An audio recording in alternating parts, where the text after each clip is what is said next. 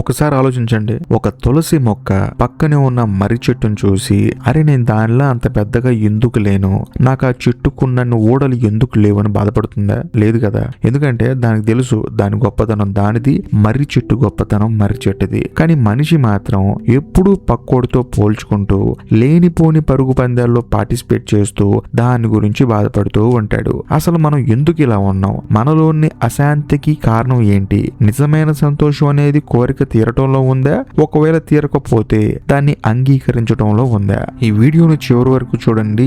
ఈ వీడియో ఏదో ఒక విధంగా మీకు ఉపయోగపడుతుంది. ఈ రోజు మనందరినీ పట్టి పీడిస్తున్న అతి పెద్ద సమస్య పోలిక.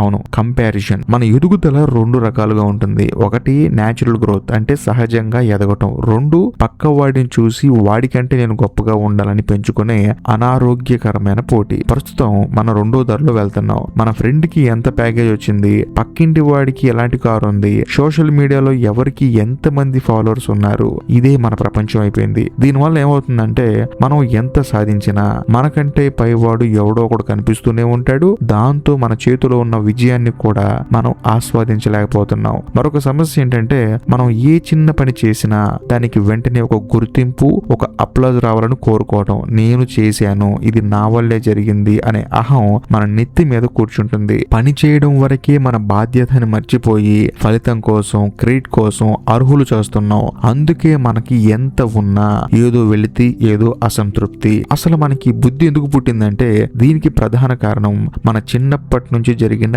కండిషనింగ్. చిన్నప్పటి నుంచి ర్యాంకుల కోసం, మార్కుల కోసం పక్క వాడితో పోల్చి మన మైండ్ ని ఒక రేస్ ట్రాక్ లా మార్చేసాం. అందుకే పెద్దయ్యాక కూడా నేను సాధించాను అనే ఫీలింగ్ మనలో లోతుగా పాతుకుపోతుంది. ఈ నేను అనే భావన ఎంత ప్రమాదకరం అంటే అది మనల్ని పని మీద ధ్యాస పెట్టనివ్వదు. కేవలం జనాలు ఏమనుకుంటున్నారు అనే ఆలోచన చుట్టూ తిప్పుతుంది. ఫలితం రాకపోతే కుంగిపోవటం, ఒకవేళ వస్తే మాత్రం తలకెక్కించుకోవటం.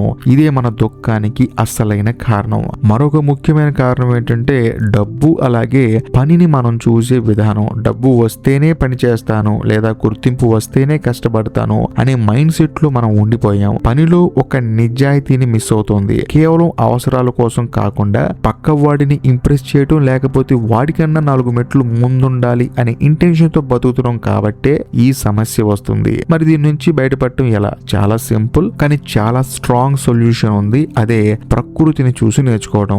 ముందే చెప్పుకున్నట్లు ఒక చెట్టు ఎలాగైతే తనకున్న నీళ్లు, నేల బలాన్ని బట్టి సహజంగా పెరుగుతుందో మనం కూడా అలాగే ఎదగాలి. పక్కవాడితో పోటీ కాదు, నిన్నటితో పోలిస్తే ఈ రోజు నువ్వు ఎంత మెరుగయ్యావు అనేది మాత్రమే ముఖ్యం. నీ కెపాసిటీ ఏంటో తెలుసుకొని దానికి తగ్గట్టుగా నిజాయితీగా కష్టపడు. రెండోది, నేను చేశాను అనే అహాన్ని వదిలేయాలి. పని చేయడం వరకే నీ చేతిలో ఉంది. ఫలితం అనేది కాలం నిర్ణయిస్తుంది. నువ్వు ఒక పనిని ప్రేమిస్తే అది చేస్తున్నప్పుడు వచ్చే ఆనందమే నీకు అసలైన ఫలితం, బయట నుంచి వచ్చిన చప్పట్లు కాదు. ఇంకో ముఖ్యమైన విషయం, ఖాళీగా మాత్రం ఉండకండి. డబ్బులు ఉన్నాయా లేవా అనేది పక్కన పెడితే ఇంట్లో ఉన్న బయట ఉన్న ఏదో ఒక పని చేస్తూనే ఉండాలి. పని చేయడం అనేది ఒక గౌరవం. ఖాళీగా కూర్చొని తినడం కంటే చిన్న పని అయినా సరే చేసి సంపాదించుకోవడంలో ఒక కిక్ ఉంటుంది, ఒక ఆత్మవిశ్వాసం ఉంటుంది. ఆ పనిని ప్రేమించండి, గుర్తింపుని కాదు.